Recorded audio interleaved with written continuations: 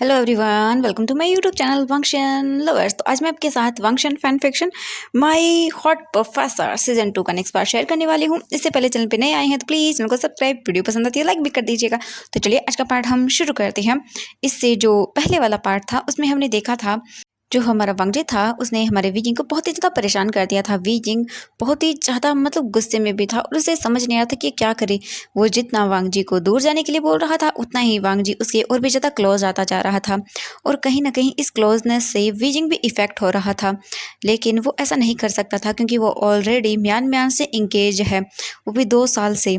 हाँ, उनके बीच कभी ज़्यादा कांटेक्ट नहीं हुआ है। वो सिर्फ एक 2 साल के अंदर या 1 या 2 बार ही मिले हैं या फिर 3 बार बोल सकते हैं, ऐसा ही है। लेकिन जब हमारा जो वीजिंग था वो कॉलेज में था तब म्यान मैन उससे मिलने के लिए आई थी और उसे डेट पर जाने के लिए बोला था। तो जैन भी एग्री हो गया था चलने के लिए। तो फिर जब वहाँ पर आई थी म्यान म्यान तो उसने वीजिंग को हक करते हुए देख लिया था ईबो ने। वायु ईबो बोल रही हूँ, वांगजी ने। तो वो बहुत ही ज़्यादा गुस्सा हो गया था और वो वीजिंग से बात करने के लिए उसके रूम में जाने वाला था। लेकिन किसी भी तरह से हमारे ने हुसैन ने रोक लिया था। क्लास का टाइम था और जैन क्लास में आ चुका था। वो स्टडी के लिए नोटबुक निकालता है और स्टूडेंट्स को पढ़ाना शुरू करता है। लेकिन ईबो बस घूर घूर के हमारे वीजिंग को ही देखता जा रहा था। वीजिंग को इससे स्ट्रेंज फील हो रहा था क्योंकि वो अपनी आइज़ के कॉर्नर से जो लेंस जैन था उसे देख रहा था। लेकिन जैन फिर कुछ भी नहीं करता। उसने सोच लिया था कि अब वो बिल्कुल भी ईबो को अपने पास नहीं आने देगा क्योंकि वो इससे इफ़ेक्ट हो रहा है और कहीं ना कहीं ऐसा न हो जाए कि वो सच वांगजी से प्यार करने लग जाए। अगर ऐसा हुआ तो बहुत ही बुरा होगा। साथ में वो तो टूटेगा ही, उसके साथ वांगजी भी टूट जाएगा पूरी तरह से क्योंकि अब वो इस चीज़ से पीछे नहीं हट सकता है। इसीलिए तो वीजिंग अपनी क्लास को कंटिन्यू करता है। वो एक बार भी लैंसन की ओर नहीं देखता। वो अपनी क्लास को कंप्लीट करता है और उसे फील हो रहा था कि सच में वांगजी उसे घूर घूर के देख रहा है, लेकिन वो इग्नोर करता है और अपनी क्लास को कंप्लीट करता है। कंप्लीट करने के बाद जो वीजिंग था वो अपनी बुक्स को लेता है और वो फिर जल्दी से वहाँ से निकल जाता है। लैंसन उठ के जल्दी से वीजिंग के पीछे भागने ही वाला था कि तभी नी हुसैन पकड़ लेता और बोलता है, नी हुसैन। बोलता है कि कहाँ जा रहे हो वांगजी तुम। वांगजी बोलता है, नी हुसैन मुझे उनसे बात करनी है, मुझे उनसे करनी है। नी हुसैन बोलता है, वांगजी कर लेना, लेकिन अभी ये सही टाइम नहीं है, यहाँ पर बहुत सारे लोग हैं। वांगजी बोलता है, नी हुसैन तुम भी ना। नी हुसैन बोलता है, वांगजी प्लीज़ काम डाउन, शांति से काम लो, अगर ऐसा तुम करोगे तो बिल्कुल भी ठीक नहीं होगा।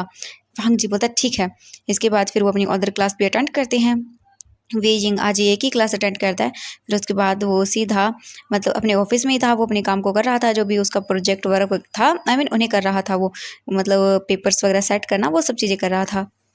वीजिंग का पूरा दिन इसी में चला जाता है। वीजिंग फिर जब देखता है कि उसका टाइम ओवर हो गया तो वो अपनी ऑफिस को बंद करता है, अपनी फाइल वगैरह बैग वगैरह लेता है और वो सीधा अपनी कार में आता है और वहाँ से बैठ कर वो निकल जाता है सीधा अपने अपार्टमेंट की ओर। वहीं वांगजी भी नी हुसैन के साथ निकल जाता है। सीधा वो अपने घर आता है, अपने ड्रेस को चेंज करता है और वो सीधा वीजिंग के घर ही जाने वाला था कि तभी उसके डैड उसे बुलाते हैं। वांग जी अपने डैड को देखता है, बोलता है, यस डैड। लैंड वांग जी की ओर देखते हैं और बोलते हैं, वांग जी तुम आज कहाँ जा रहे हो? हाँ, आज तुम्हें मेरे साथ एक पार्टी में चलना है। वांग जी बोलता, डैड मुझे नहीं जाना है।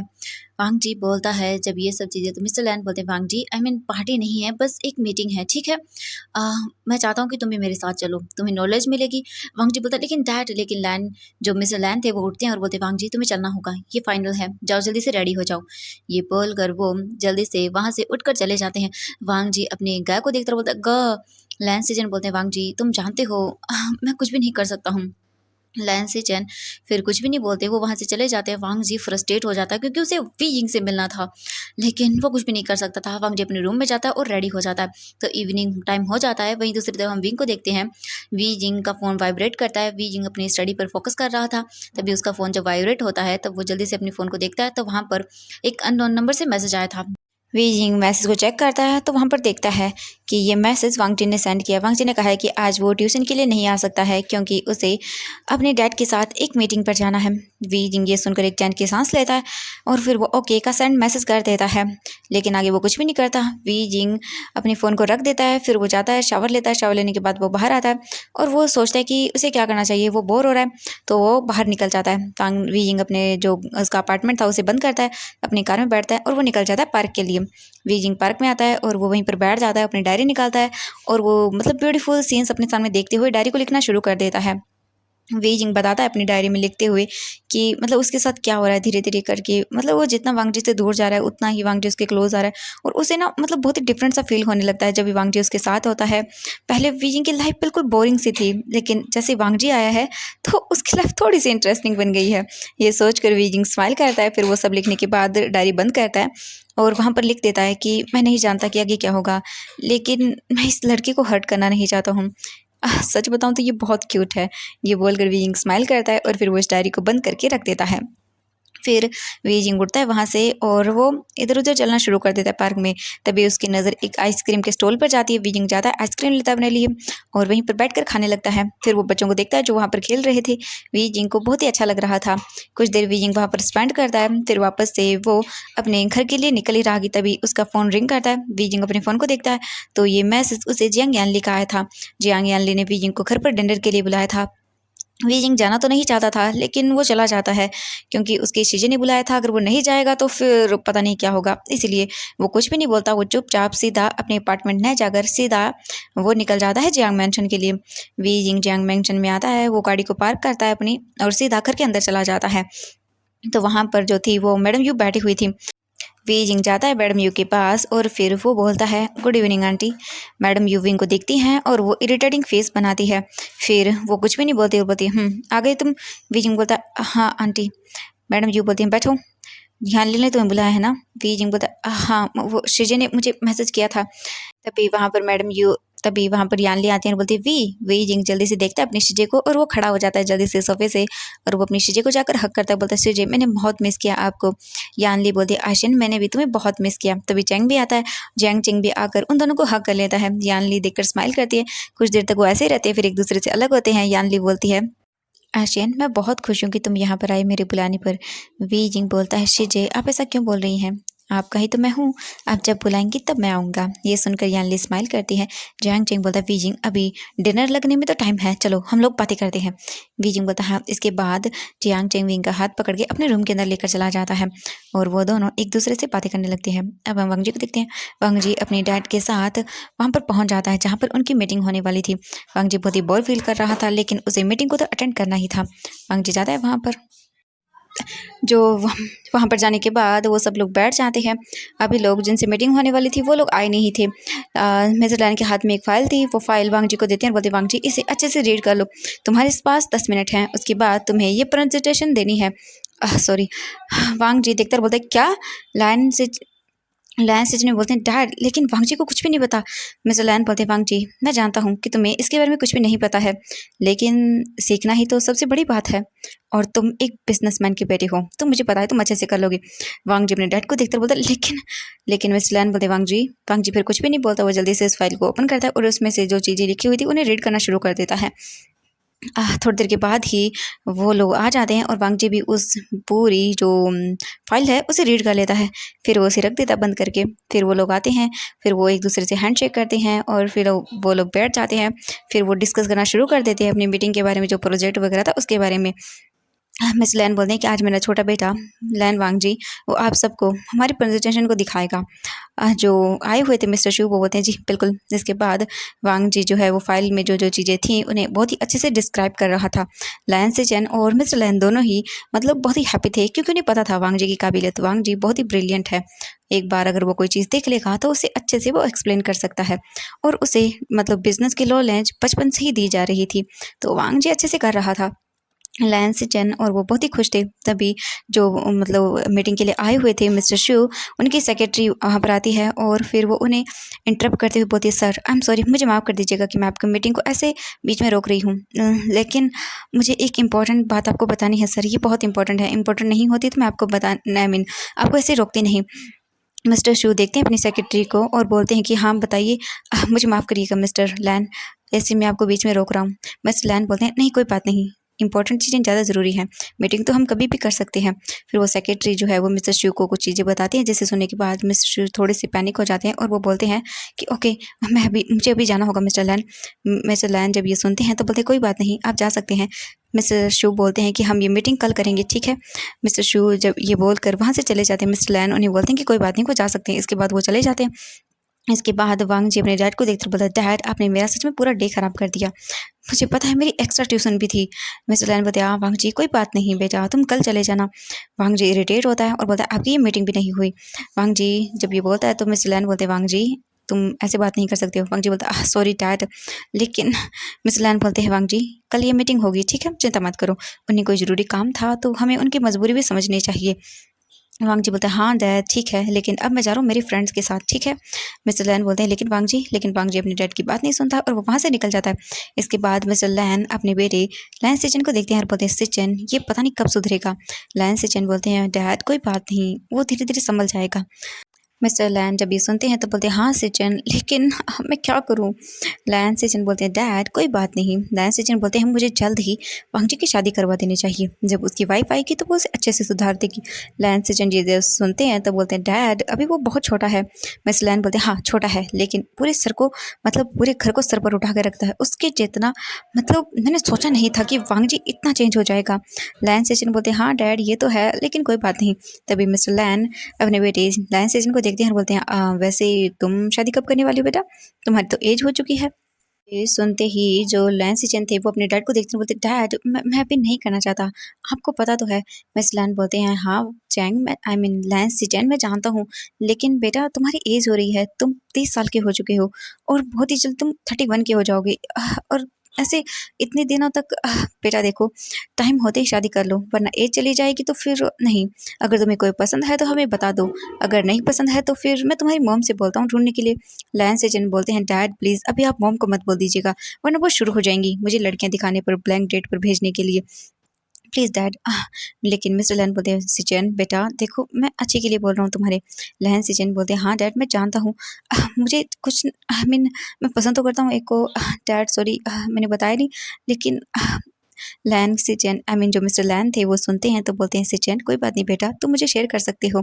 कहते हैं कि जब बाप बेटे इक्वल हो जाएं तब उन्हें फ्रेंड्स की तरह बात करनी चाहिए, तो तुम मुझे बता सकते हो। लैन सिचन ब्लश करते हैं और बोलते हैं, डैड वो बात ये है कि मैं ना किसी को पसंद करता हूँ, लेकिन मुझे नहीं पता कि वो मुझे करता है या नहीं, बस मैं वेट कर रहा हूँ कि कब मुझे अच्छा मौका मिले और मैं उसे बोल दूँ। मिस्टर लैन जब ये सुनते हैं तो वो स्माइल करते हैं, बोलते हैं, बेटा जल्दी बता देना, वरना कहीं तुम्हारे हाथ से वो चला ना जाए। ये सुनकर लैन सिचन बोलते हैं, ओके डैड मैं जल्दी बता दूंगा। लैन सिचन जब ये बोलते हैं तो मिस्टर लैन स्माइल करते हैं और बोलते हैं कि हाँ चलो अब चलते हैं। इसके बाद वो दोनों भी वहाँ से निकल जाते हैं। वांग जी फिर वापस से क्लब में आता है और वहाँ पर नी हुसैन और उसके काफ़ी सारे फ्रेंड्स थे, वो बैठे हुए थे, वो ड्रिंक कर रहे थे, एंजॉइंग कर रहे थे। वांग जी भी उनके पास आता है और बोलता है, हेलो फ्रेंड्स। जैसे ही वो सब लोग वांग जी को देखते हैं और बोलते हैं, ओह वांग जी क्या बात है, मीटिंग जल्दी ओवर होगी तुम्हारी। वांग जी बोलते हैं, हाँ हो गई, क्या करें, बहुत ही इरिटेटिंग होता है। नी हुसैन बोलता है, हाँ ब्रो ये तो है, चलो चलो ड्रिंक करते हैं। वांग जी बोलते हैं, हाँ। इसके बाद वो सभी लोग बैठकर वहाँ पर ड्रिंक करने लगते हैं। तभी वहाँ पर एक बहुत ही ब्यूटीफुल सी गर्ल आती है जिसने रेड कलर की ड्रेस पहनी हुई थी और बहुत ही रिवीलिंग ड्रेस थी। वो आती है और वांग जी के पास बैठ जाती है और बोलती है, क्या तुम मेरे लिए ड्रिंक बाय करना पसंद करोगे। वांग जी उसे देखता है और बोलता है, सॉरी मिस, लेकिन मैं इंटरेस्टेड नहीं हूँ। जैसे ही वो लड़की ये सुनती है तो बोलती है, लेकिन क्यों, मैं तो बहुत ही ब्यूटीफुल हूँ। ये बोलकर वो अपना एक हाथ वांग जी के शोल्डर पर रखती है और उसे मतलब वहाँ पर रब करने लगती है। वांग जी देखता है तो इरिटेट होता है, बोलता है, मिस मैंने कहा ना मैं इंटरेस्टेड नहीं हूँ।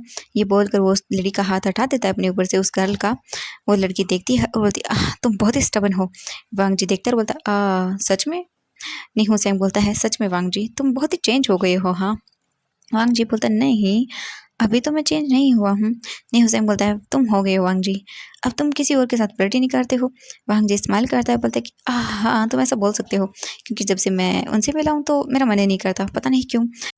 ये सुनने के बाद नीहू सिंह स्माइल करता है और बोलता है, हाँ हाँ वांग जी मैं जानता हूँ, आखिरकार तुम्हारा मन क्यों नहीं करता है। वांग जी स्माइल करता है और उसके बाद फिर वांग जी दोबारा से ड्रिंक करना शुरू कर देता है। न्यू होसैंग वांग जी को देखता है और बोलता है, वांग जी प्लीज़ तुम ज़्यादा ड्रिंक मत करना, अगर तुमने ड्रिंक किया और फिर से तुम वही हरकतें करने लगे तो आई स्वेयर आज मैं तुम्हें वहाँ नहीं लेके जाऊँगा, मैं सीधा तुम्हारे घर लेकर जाऊँगा उसी हालत में। वांग जी बोलता, नहीं होसैंग ऐसा तुम कैसे बोल सकते हो, मेरे फ्रेंड हो ना तुम। नहीं होसैंग बोलता, हाँ हूँ फ्रेंड, तुम्हें पता है मुझे कल गैनी कितना डांटा था घर में आने के लिए। वांग जी बोलता, इतना नहीं कर सकते हो फ्रेंड के लिए। न्यू होसैंग बोलता, हाँ हाँ क्यों नहीं। इसके बाद उनकी पार्टी शुरू हो जाती है। अब रात के 10 बज चुके थे, लेकिन अभी तक वो ड्रिंक कर रहे थे। वांग जी अभी भी ग्लास वाइन जो वाइन का था उसे पी रहा था। नी हुसैन जो था वो अभी भी होश में था, क्योंकि उसे पता है अगर वांग जी फिर से कल रात की तरह हो गया तो उसे ही उसकी टेक केयर करनी पड़ेगी, इसलिए उसने ज़्यादा ड्रिंक नहीं की। शो यांग तो पूरा टली हो चुका था। उसका जो बॉयफ्रेंड था वो भी वहीं पर था और वो भी शो यांग को घूर घूर के देख रहा था। तभी साओ शिंगचन बोलता है मैं इसे लेकर जा रहा हूँ, ये बहुत ज़्यादा अभी मतलब क्या बताऊँ मैं। नहीं हुसैन बोलता है हाँ हाँ कोई बात नहीं, इसे लेकर जाओ, मैं वांग जी को संभालता हूँ। इसके बाद साओ शिंगचन वांग जी को लेकर वहाँ से चला जाता है। शू यांग को लेकर वहाँ से चला जाता है। नी हुसैन वांग जी को देखकर बोलता है वांग जी ग प्लीज़ चलिए ना अब आप भी। वांग जी बोलता है नी हुसैन ऐसा कैसे कर सकते हैं वो ऐसा कैसे कर सकते हैं, बताओ ना मुझे, वो कैसे कर सकते हैं ऐसा, वो उस लड़की को खुद को गले कैसे लगाने दे सकते हैं, नहीं वो ऐसा बिल्कुल नहीं कर सकते, मुझे उनसे पूछना है अभी के अभी। नी हुसैन देखकर बोलता है नहीं फिर से नहीं, ये बोलकर वो अपना सर पकड़ लेता है।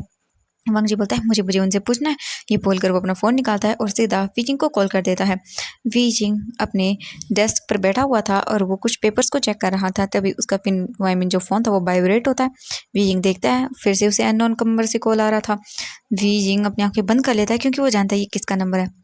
वीजिंग टाइम को देखता है और उसका सर दर्द करता है। वीजिंग फिर फ़ोन को पिक करता है, तभी दूसरी ओर से वांग जी बोलता है शिशुन आप ऐसा कैसे कर सकते हो, सर आप नहीं कर सकते, आप उस लड़की को हक क्यों कर रहे थे, बताइए मुझे, आप ऐसा नहीं कर सकते, बिल्कुल नहीं कर सकते। वीजिंग जब ये सुनता है तो बोलते कन्फ्यूज़ होता है, बोलते क्या लड़की। तभी वांग जी बोलता है हाँ मैंने देखा था आपको, अब मुझे चीट कर रहे हो ना, अब मेरे बॉयफ्रेंड हो के ऐसे किसी को गले कैसे लगाने दे सकते हो, नहीं मैं आपको इसकी पनिशमेंट दूंगा। वीजिंग ये सुनता है तब उसे समझ आता है कि आखिरकार वांग जी क्या कर रहा है, क्या बोल रहा है। हाँ उसने शायद देख लिया होगा मैम यान को उसे गले लगाते हुए कल जो मतलब ऑफिस में वो आई थी। वीजिंग अपने आंखों को बंद करता है और बोलता है वांग जी बकवास बातें बंद करो और जाओ और सो जाओ जाके अपने घर पर। वीजिंग जब ये बोलता है तो वांग जी बोलता है नहीं मुझे नहीं सोना, मुझे आपसे मिलना है। वीजिंग अपना सर पकड़ लेता है, बोलता है नहीं फिर से नहीं। वीजिंग जल्दी से अपना फ़ोन कट करता है और बोलता है इसका अच्छे से ख्याल रखो नहीं हुसैन, मैं जानता हूँ तुम वहीं पर हो।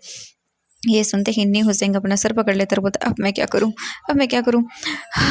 नी हुसैन फिर देखता है वांग जी को। वांग जी बोलता है हाँ उन्होंने मेरा फ़ोन कट कर दिया, वो ऐसा कैसे कर सकते हैं, अभी मैं उनसे जवाब लेकर आता हूँ। ये बोलकर वांग जी उठता है और वो जाने लगता है।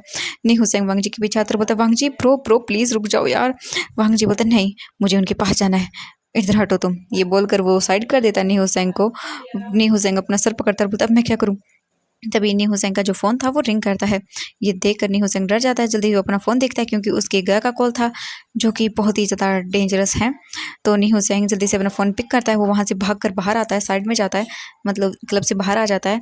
और फिर वो बोलता है हाँ गए, उसके गए जो थे वो बोलते हैं हुसैन तुम घर वापस कब तक आ रहे हो, बहुत लेट हो गया है।